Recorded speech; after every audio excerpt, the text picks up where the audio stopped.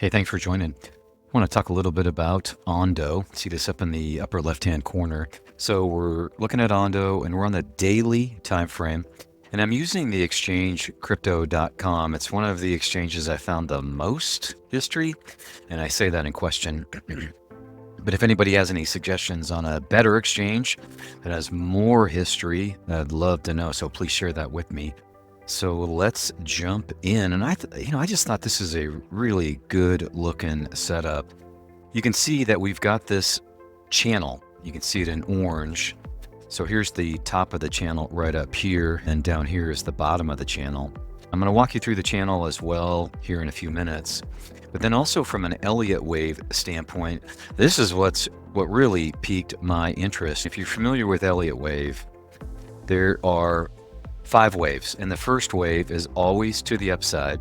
And so you can see right here we've got the one wave which ran into the top of this channel and got rejected, which started the downtrend, or the second wave, which, if you can see this right here, it wicked the channel just perfectly. There was a lot of buyers stepping in right here.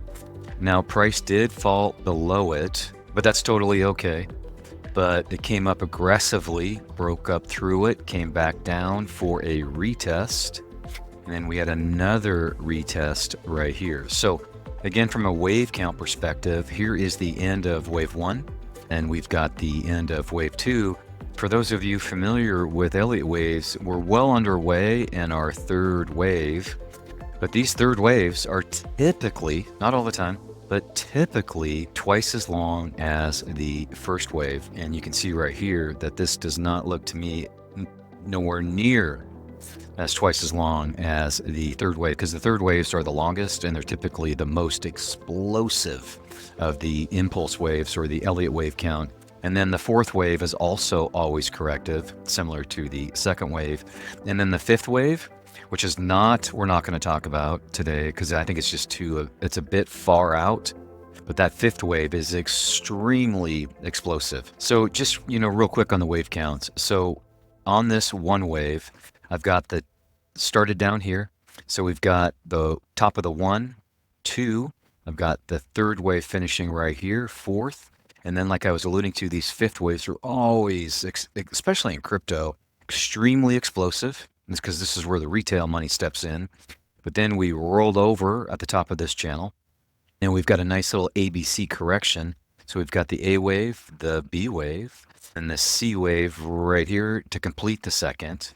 Now we're on, again, in this third wave, but this is really the beginning of the first wave for the third wave.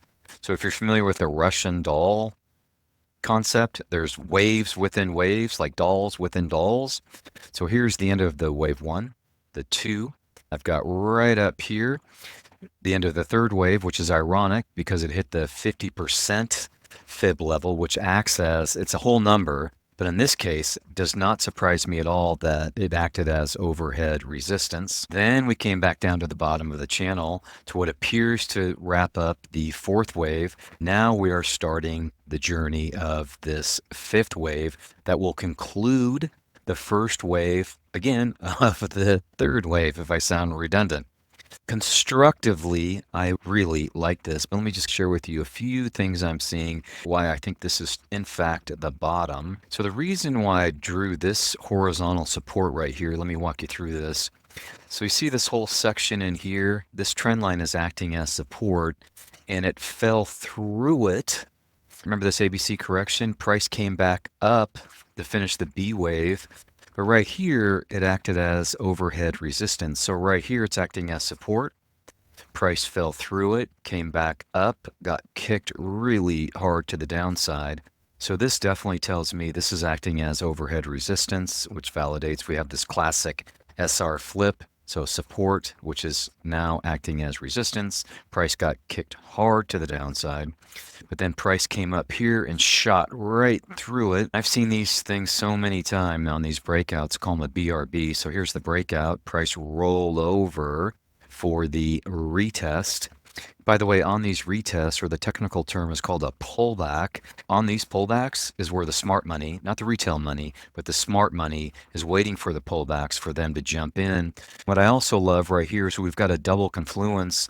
So we've got this support of the trend line, but also at the same time, price hit the bottom of this channel. You can see right here, if you can see the wick, there was a long shadow, which means there was a lot of buying activity. So I really believe, based off of this, that this is in fact the bottom in order for the end of this fourth wave. And now we're starting the journey of this fifth wave to the upside.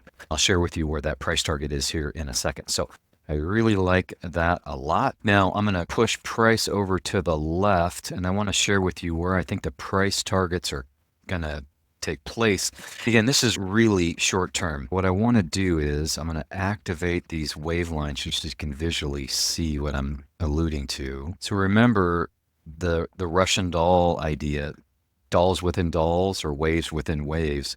So again, this is the start of the third wave, but this were these wave lines that I just included. This is the end of the first wave. So we've got wave 1, 2, 3, 4, and now up here is where I'm seeing that the fifth wave is going to end. And if you can see these fib lines right here, these horizontal fibs, these are going to act as price targets. So currently this 382 that we're at right here will most likely act as overhead resistance, which makes sense because we've got this chunky section right in here that price action is going to be competing against. But let me say this. See this right here? When price gets above this section right here, which is about $1.50, then I expect price to move a little bit more aggressively. We should see some volume step in, but once we get to this 382, we'll probably get a little bit rejected, come down here a little bit, then move to the upside. Now, see this 0.5, which is also ironic. It's right at the pinnacle of this third wave. So there's really one of two things that can happen is either price is going to hit this and get kicked to the downside, or it could just shoot right to the upside. Again, all of these, levels will definitely, price will react. The question is what type of reaction are we going to get? But when price breaks above these 50% lines, which makes a ton of sense because of this all-time high right here. When price does that, it should get really explosive, and I would say it's going to blow right through this 0.618 and potentially meander around. But here's what I can tell you. These 786s, this is why I stopped right here on the end of this fifth wave, which will be the end of the first wave within the third wave. It's a mouthful, and it might be a bit confusing. But at these 786 levels, I highly anticipate this is going to be overhead resistance. And by the way, the 786 level is at $3.08. I see it going up above it just a hair, but then I fully expect we're going to get some price action to the downside. By the time we see price at this level, I'm expecting around mid-March, end of March, but it's all predicated upon how much volume that we have. Since this is a Dan Morehead, Pantera Capital, and a Peter Thiel coin, I fully expect institutional money to be stepping in and where we can reach this fifth level probably by the end of March. Like I alluded to during this video, but I think I'm going to leave it right here for now, because when we get price to get to the 786 level is when I will reconvene and talk about price action, because the beginning of this third wave down here, price is going to be, boy, I'll show you. If we just scooch all the way down, this is where I anticipate price action going. Because one thing I love about fib channels is when price finds the top of a channel, it guaranteed it'll find the bottom of the channel. We've been respecting the bottom of this channel. And right here, which is early 2025, we hit it again, but now I fully expect price in 2025 to eventually find the top of the channel. This is interesting. This is the 200% fib, which is at $7.07. I fully expect that this will act as strong overhead resistance again at $7.07. But first things first, let's get to this fifth wave, which is a hair over $3.08. And when we do, I'll come back and we can reconvene and take a look at how price action is doing for Ondo. But I fully expect with the two main investors, again, Peter Thiel and Dan Morehead, who in my opinion is the OG in the blockchain space, he had his own Bitcoin hedge fund that started in '03 when Bitcoin was like around $65. That fund is still in place today. So with those two guys at the helm from investing standpoint, I fully expect we'll get some institutional money to push price to the upside. So that's a mouthful. I tried to do a quick one. Hopefully that was helpful. But for those of you bag holders that are involved in Ondo, there's really good times ahead. Thanks so much.